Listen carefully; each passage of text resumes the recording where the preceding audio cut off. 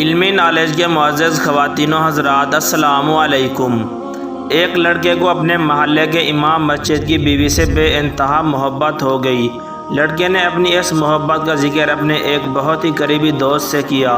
اس نے اپنے دوست سے کہا کہ مجھے امام صاحب کی بیوی سے بے انتہا محبت ہے اور میں چاہتا ہوں اس معاملے میں تم میری مدد کرو۔ تو اس کے دوست نے کہا، میں آپ کی مدد کیسے کر سکتا ہوں؟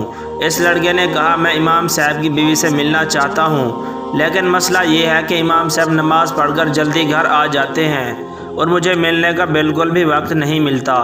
تم ایسا کرو، کل سے نمازیں پڑھنا شروع کرو اور امام صاحب کو اپنے عجیب مسئلوں میں الجھا کر رکھو تاکہ وہ تمہارے مسئلوں کا جواب دیتے دیتے گھر سے لیٹ ہو جائیں، اور اسی دوران مجھے ان کی بیوی سے ملاقات کے لیے خوب وقت مل جائے گا۔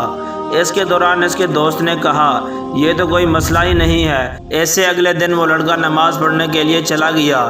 یہ نماز تو نہ اللہ کے لیے تھی اور نہ ہی کوئی نیکی کی نیت تھی، یہ محض اپنے دوست کے گناہ میں ایک معاونت تھی۔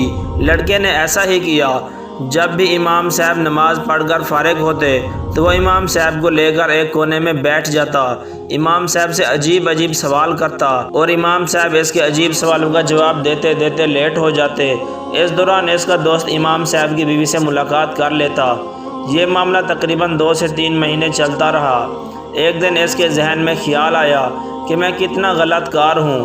امام صاحب کی بیوی کے لیے میں نے کیا کیا تاکہ میرا دوست تو خوش ہو جائے، لیکن یہ تو گناہ ہے جس کا مجھے کل کو حساب دینا ہے۔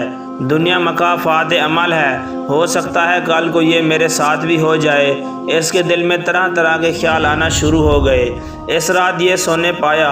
اس نے عہد کیا کہ میں صبح جا کر امام صاحب سے سب بات بیان کر دوں گا اور اس کے بعد وہ مجھے جو سزا دیں گے مجھے قبول ہے۔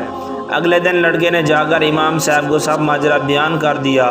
امام صاحب نے اس کی بات سنی اور مسکرا کر کہا، ارے نادان، نہ تو میری کوئی بیوی ہے اور نہ ہی میری کوئی بہن ہے، تمہارا دوست کس کی بیوی کو ملنے جاتا ہے؟ یہ بات سن کر وہ لڑکا بڑا پریشان ہوا اور امام صاحب سے کہنے لگا، واقعی آپ کی شادی نہیں ہوئی اور نہ ہی آپ کی کوئی بہن ہے، تمہیں غلط فہمی ہوئی ہے۔ لڑکا بہت پریشان ہوا۔ اس نے سوچا کیوں نہ میں دیکھوں آخر وہ کس سے ملنے جاتا ہے۔ ایک دن اس نے اپنے دوست کا تعاقب کیا۔ اس نے دیکھا کہ اس کا دوست اس کے گھر میں داخل ہوا اور اس کی بیوی کے ساتھ ملاقات کر رہا تھا۔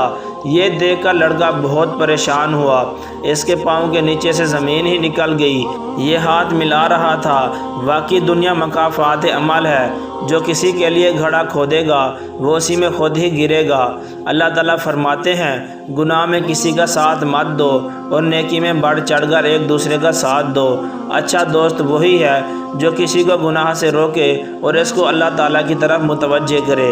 دوستو، مزید اس طرح کی دلچسپ ویڈیو دیکھنے کے لیے ہمارے چینل کو سبسکرائب ضرور کیجیے۔ شکریہ۔